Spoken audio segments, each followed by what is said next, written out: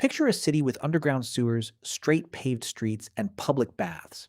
And now remember that this city was built more than 4,000 years ago, long before Egypt finished its greatest pyramids reached their final height, long before anyone in the world had ever heard the word job.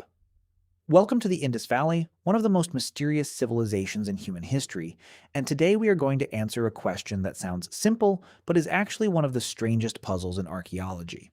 What did these people actually do all day? We think of a job as something you apply for, something with a title, a boss, a salary. The Indus people had none of that. There were no kings ordering armies to conquer, no grand temples demanding priests, no pharaohs commanding workers to build monuments to their own glory. And yet somehow, out of this seemingly leaderless world, rose cities like Mohenjo Daro and Harappa, cities so precisely planned that their streets meet at almost perfect right angles. Cities with drainage systems more advanced than some towns have today. So if nobody was giving orders, who was doing all the work, and why? Let us start at sunrise in a home in Mohenjo Daro, around 4,500 years ago. A woman wakes before the heat of the day sets in. Her first task is not glamorous. It is survival. She grinds grain using a stone quern, turning wheat or barley into flour that will feed her family. This is not a hobby. This is hours of labor every single day because there are no mills, no bakeries, no shortcuts. Everything that goes into a body first has to go through someone's hands. Outside, the streets are already busy. Men are hauling water from the public wells that dot almost every neighborhood because this civilization understood something that many ancient societies did not: clean water saves lives. The Indus people built covered drains along their streets, and many homes had their own private bathrooms connected to this larger system. Someone had to design that. Someone had to build it. Someone had to maintain it. There was no single named architect that history remembers, no Indus version of a pharaoh's chief builder whose name was carved into stone, but the sheer consistency of these cities across hundreds of miles tells us that some form of shared knowledge, shared standards, and shared labor was passing from person to person, city to city, generation to generation. Now follow a merchant walking toward the riverbank. He is carrying small stone weights, cut with astonishing precision, some so small they could have been used to weigh gold dust or beads. These weights follow a strict mathematical system, doubling and multiplying in ratios that appear again and again across the entire Indus region. This person is doing something we would instantly recognize today, even without a job title. He is trading. He is measuring value. He is making sure that what he gives and what he receives are fair.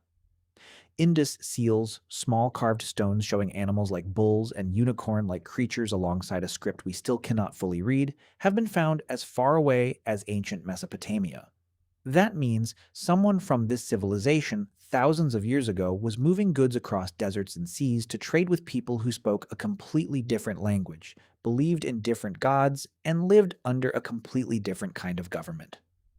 Meanwhile, in a workshop near the city center, a craftsman is heating a kiln to shape beads out of carnelian, a reddish stone that had to be imported from hundreds of kilometers away.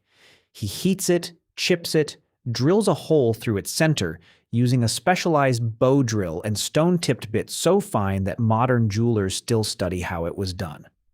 This bead might travel by trade route all the way to a wealthy home in another civilization entirely. This craftsman had no factory, no company name, no contract, and yet his work was skilled enough to become a luxury item traded across an ancient world. Not far away, a potter shapes clay on a wheel, another mark of advanced technology for this era. Firing pots in kilns that reach the exact right temperature to harden them without cracking. Farmers outside the city walls are managing fields of wheat, barley, peas, sesame, and cotton. And here is something that quietly changes world history. The Indus Valley is the earliest known place where cotton was spun and woven into cloth. Before almost anyone else on Earth figured out how to turn a plant into clothing, someone here already had. So if there were no job titles, how did an entire civilization organize itself well enough to build cities that rivaled anything else on the planet at the time? Archaeologists believe the answer lies in something almost invisible: shared standards and cooperation instead of centralized command. The same brick size appears across cities separated by hundreds of miles. The same system of weights appears everywhere. The same style of writing, still undeciphered today, appears on seals from one end of the civilization to the other. This did not happen by accident. It happened because knowledge was being passed, agreed upon, and followed without anyone needing a crown or an army to enforce it. There is something almost humbling about that. This was not a civilization built on the orders of a single powerful ruler screaming commands from a throne.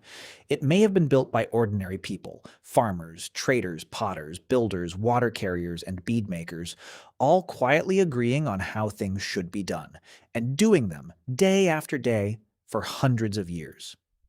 And then, sometime around 1900 before the Common Era, this incredible civilization began to fade. Rivers shifted course, climate patterns changed, trade routes weakened, and slowly the great cities were abandoned. No one knows exactly why with full certainty, and that mystery is part of what makes the Indus Valley so endlessly fascinating. So the next time someone tells you that ancient people were simple, remember the woman grinding grain before sunrise, the merchant with his precise stone weights, the craftsman drilling a bead by hand, the unnamed engineer who designed a sewer system that some modern cities still cannot match. They did not have job titles. They did not need them.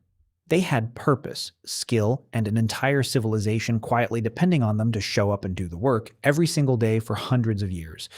If you found this as strange and fascinating as I did, let me know in the comments what part surprised you the most, and subscribe if you want to keep uncovering the hidden daily lives of the ancient world.